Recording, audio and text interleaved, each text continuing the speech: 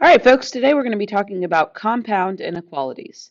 Yesterday we talked about inequalities. Now we're going to take them and look at compound inequalities.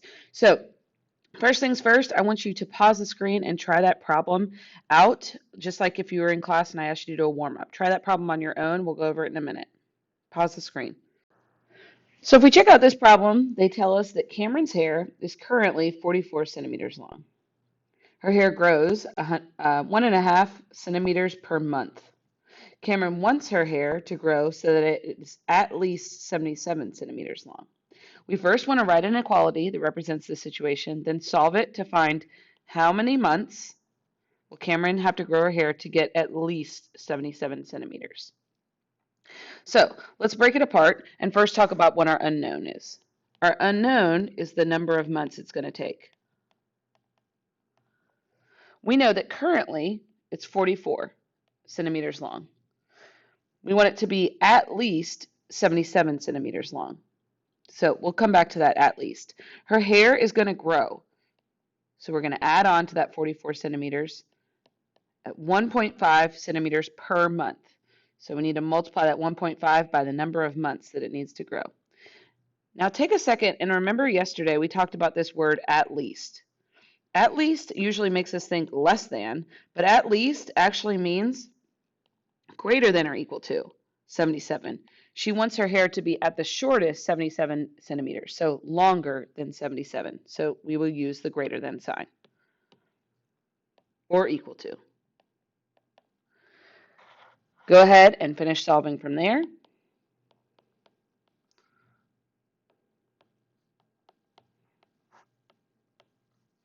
And then make sure that you're answering your question in context, meaning write it as a sentence or explain what that means. She needs 22 months to grow her hair to 77 centimeters.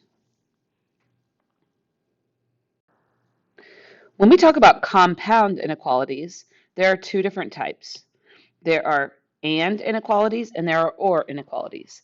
And means you're looking for the intersection of the two solutions. If you were going to visualize this with a Venn diagram, you can think of you have an inequality on the left and an inequality on the right. We're looking for where they intersect, where the solutions are shared.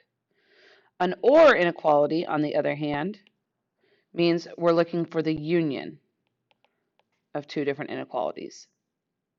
If it is in one item, it is in the solution. So we have inequality 1 solutions or inequality 2 solutions.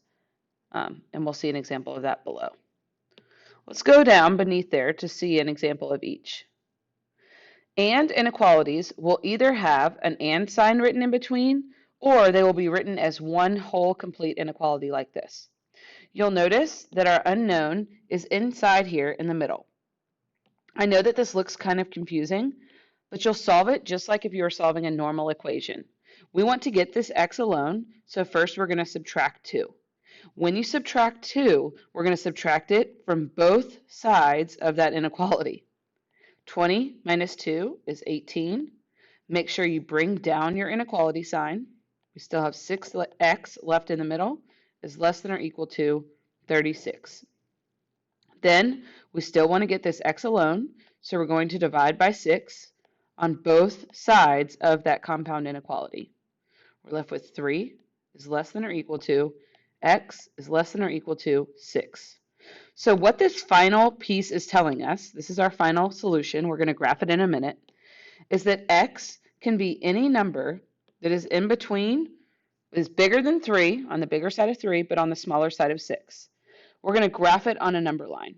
The only two numbers I care about seeing are these two numbers on the right and the left, 3 and 6. Since there's a line underneath the inequality, we know that it includes these endpoints. And we know that x can be any number that is smaller than 6 and bigger than 3. So it is all the solutions in between 3 and 6. That is an example of an and inequality. If you scroll to the right, you'll see an example of an or inequality. An or inequality will typically have the word or in between.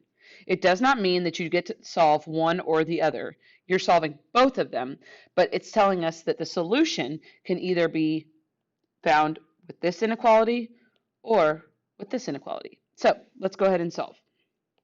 We have negative x is less than negative 5. You need to divide by that negative 1. And don't forget, when you divide by negative 1, what happens to your inequality sign? It flips. So we have x is greater than 5.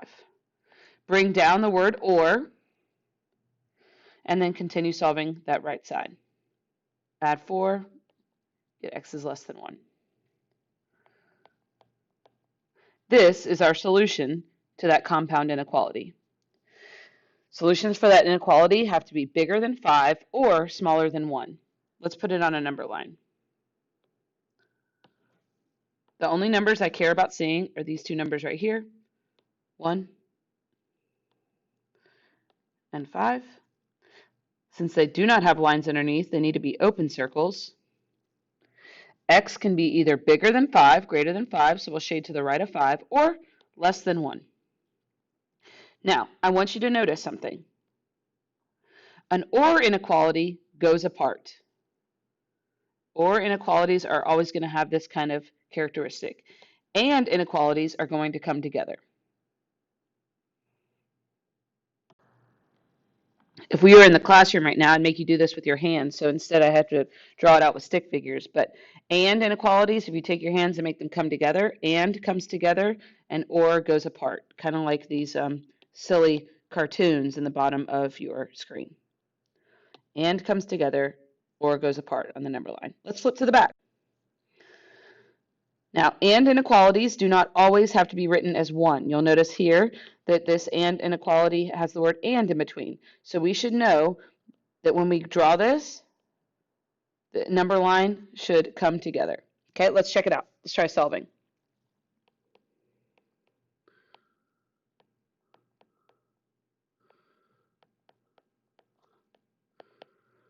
On the left inequality, you should get x is less than 1. And we'll continue solving on this right one. Don't forget, when you divide by a negative, you have to flip that inequality sign.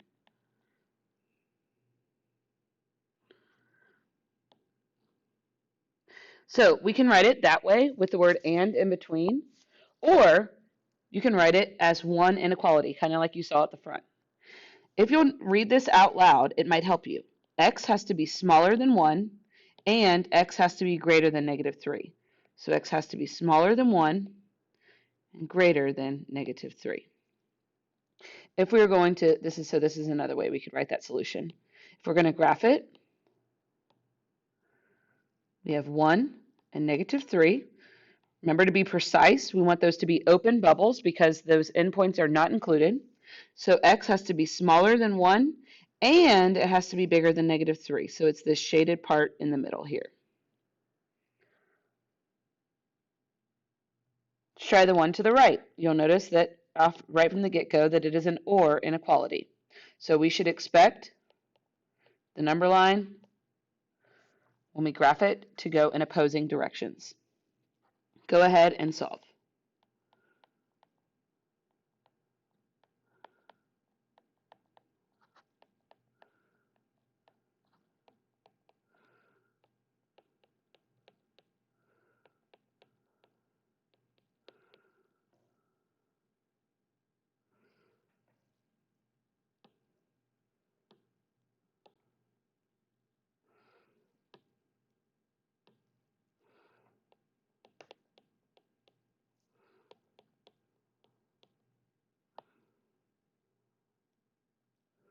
You should get x is larger than or bigger than or greater than or equal to 3, or x is smaller than or equal to 1. This number line should go in opposing directions, so let's check it out. We have 1, we have 3, solid bubbles on each of those because the endpoints are included. X is greater than or equal to 3, so all the numbers that are bigger than 3, or x is all the numbers that are smaller than 1.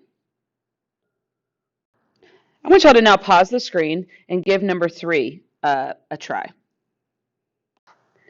You'll notice this is an and inequality. You should have first started by subtracting 1 from both sides of that inequality. Carry everything down, including the inequality signs, both times. We're now going to divide by -2. Keep in mind, when you divide by a negative, your inequality signs will all flip. So we have -4 divided by -2 is 2. Flip your inequality, x.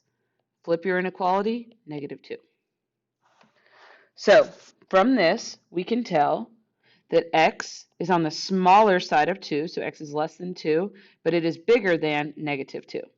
So this is our final solution. Let's make sure we can graph it on a number line. At -2, you should have a solid bubble. At 2, you should have an open bubble. X is smaller than 2, and x has to be greater than -2. Our last one, we're going to have some fractions to deal with, and then let's give this a shot. It's an OR inequality, so we know that in the end, our number line should go in opposing directions. Let's tear out this first one. We want to clear out that denominator. To clear out the denominator, well, we only see 3's there, so we're going to multiply the entire inequality by 3, just like if you were solving an equation. Continue solving. You should get x is less than 10. Carry down the word OR and solve the one to the right.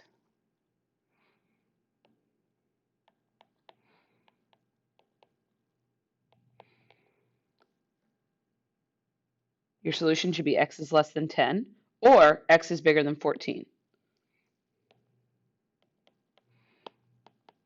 Open bubbles. X is smaller than 10, so we need to shade all the numbers to the left of 10, or x is bigger than 14, all the numbers to the right. In our last portion of the notes, we're going to practice writing the compound inequality when we're given the graph. You'll notice that this one, kind of like your stick figure that we were drawing earlier, is going in opposing directions. So this is an OR inequality. We'll start out and describe the left side. X can be any number that goes to the left of -8. If it goes to the left of it, those are all the numbers that are smaller than. Notice that it is or equal to because it is a solid bubble. You'll need to include the word or, and then x is all the numbers that are bigger than 0. Try the one beneath there on your own.